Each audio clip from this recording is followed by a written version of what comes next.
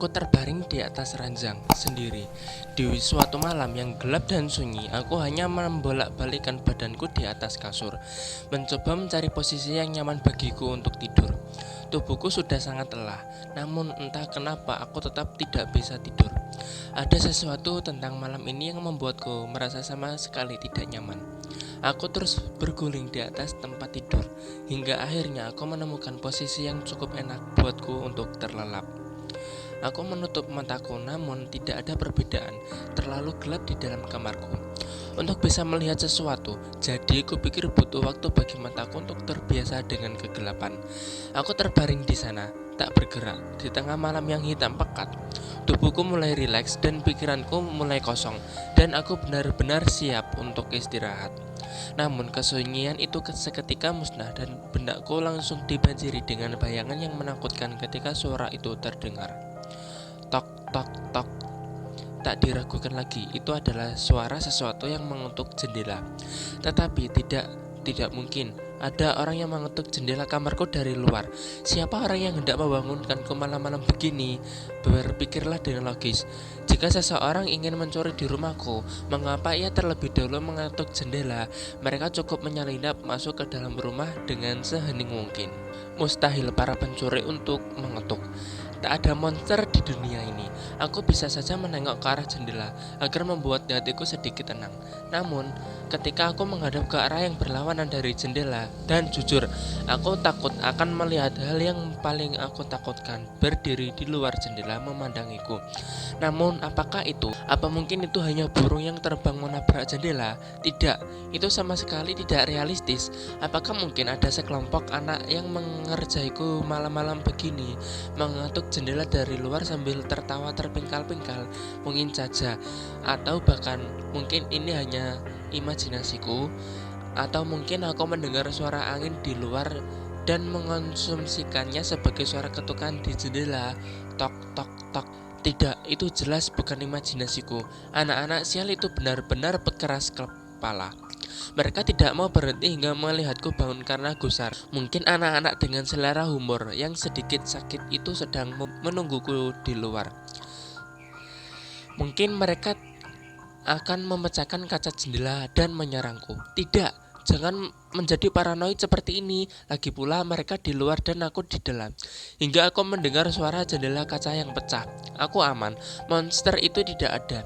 Lagi pula aku belum bergerak sama sekali. Mungkin saja anak-anak itu menganggap aku sudah tertidur lelap dan akan meninggalkanku sendiri. Tok tok tok. Tidak, itu bukan anak-anak. Tidak ada seorang anak pun yang menunggu selama ini untuk mendapatkan reaksi dari seseorang pria yang tinggal sendirian seperti aku.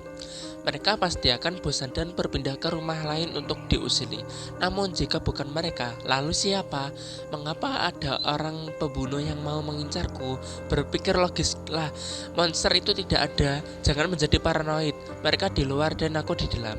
Hingga mendengar suara jendela yang pecah, aku aman. Namun jika itu bukan monster atau pembunuh berantai, apa yang menyebabkan suara itu? Mungkin sebaiknya aku berpura-pura tidur. Suara itu tidak akan berhenti dengan sendirinya. Tok tok tok. Oh Tuhan, aku tak bisa memikirkan suara lain yang lebih kubenci di dunia ini selain suara ketukan di kaca jendela itu. Kumohon pergilah, biarkan aku sendiri. Sekarang tidak ada harapan.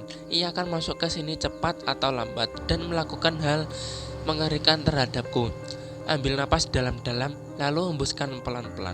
Aku merasakan detak jantung di dalam dadaku mulai bersantai. Monster itu tidak ada. Ingat, mereka di luar dan aku di dalam.